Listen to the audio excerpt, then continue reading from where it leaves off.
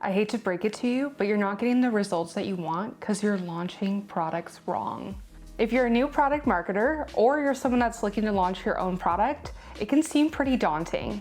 But don't worry, I'm here to help you and cover the most common areas I see that lead to a product launch flop. First, you're adhering to a really strict launch framework or launch template. Let me ask you something. Do you like being told what to do at work with absolutely no room for feedback or collaboration? Do you like to be told what to do at work in those situations and then also have really tight deadlines? Yeah, I didn't think so. I know your mom or dad probably told you that you get more bees with honey than vinegar, and it might seem old-timey, but there's a lot of truth in that in product marketing. In product marketing, you're working with so many other teams and with so many different personalities, communication styles, and approaches to their work.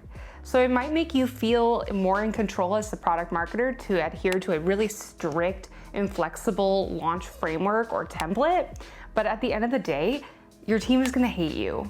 Product launches are an extremely collaborative effort and they're a true team effort. So you're not going to get the results that you want from a really disengaged, really resentful team. You just won't. Use your launch checklist or your launch framework as a standardized way or foundation to kick things off with cross-functional meetings. Meet with every team and be open to their ideas and their feedback.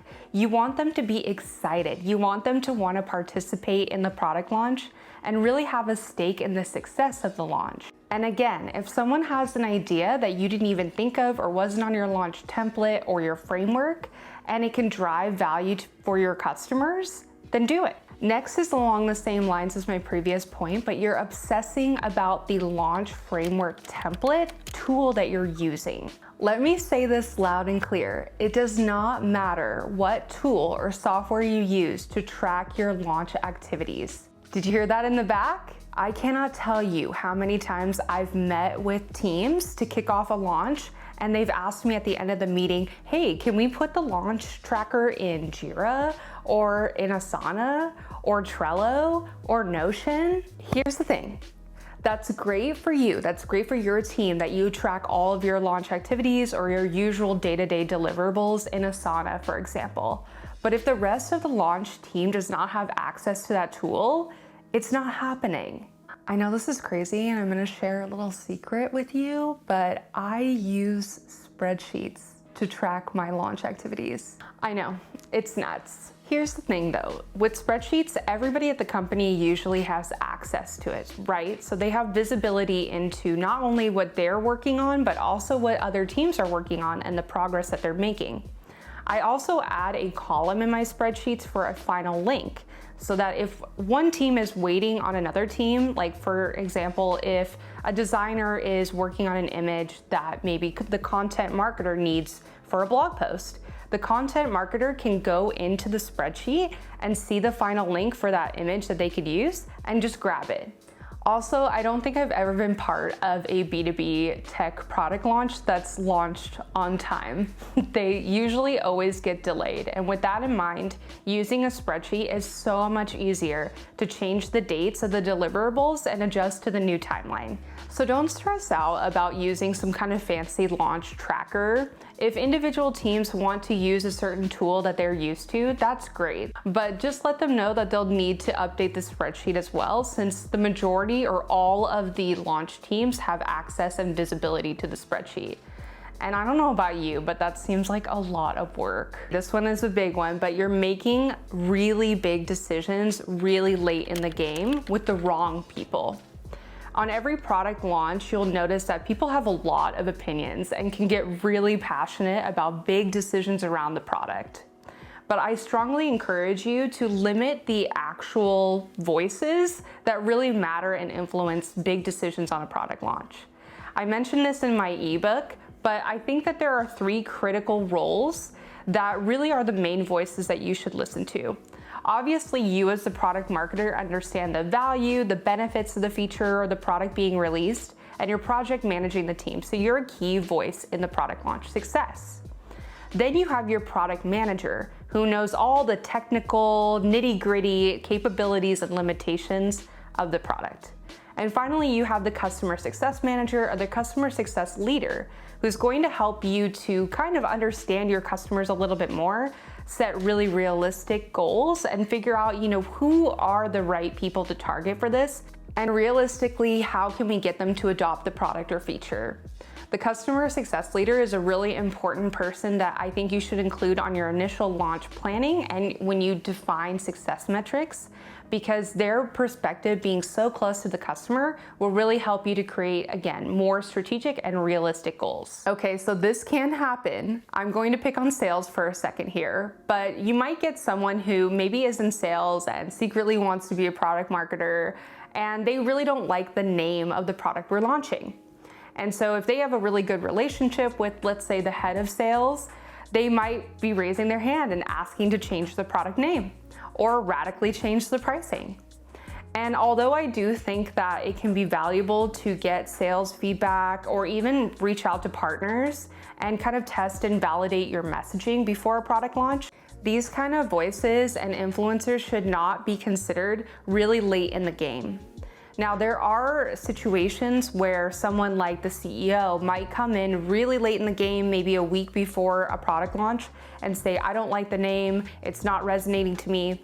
And you can provide insight and say, I met with the product manager about this, I researched the market, and this is what the market is used to hearing in terms of the phrases or the name of the product and capability.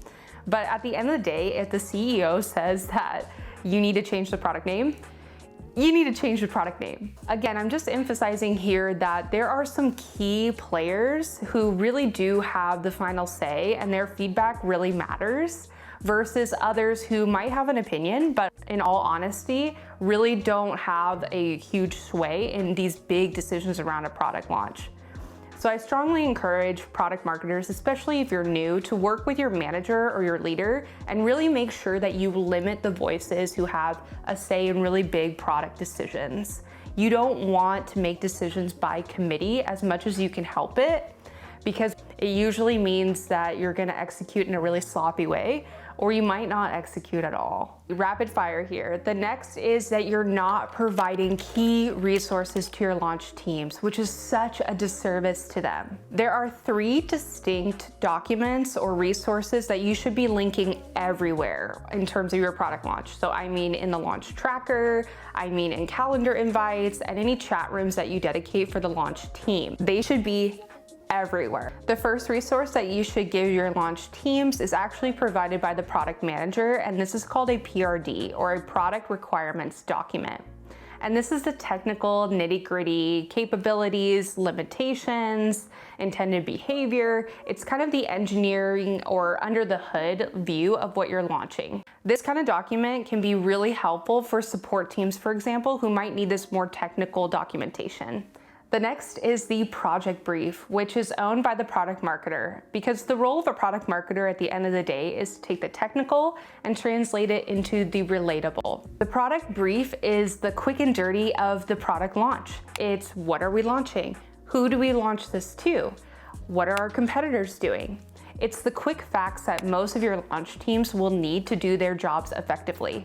This is a great resource to link back to in all of your launch activities, such as the tracker, in calendar invites, and in chat rooms, as I mentioned. But this is an especially important resource that you can leverage during your initial kickoff meetings to kind of give everybody the product launch 101. And number 3 is a really big one, but you need an internal FAQ. There are so many moving parts to a product launch. There's so many teams involved, there's so much work that's happening all at once, and it's really easy for information to get siloed between, for example, the product marketer and the product manager when they're just having their one-on-one. But that information could be extremely helpful for the other launch teams to know.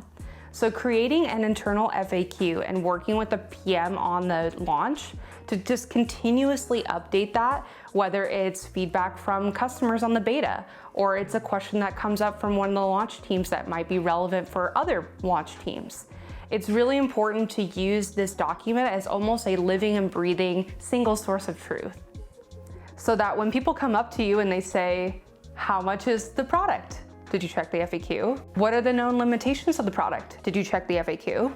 Who are the target customers and what industry should we go after? check the FAQ. My final area that is a total product launch success killer is that you're not providing your launch team with enough lines of communication.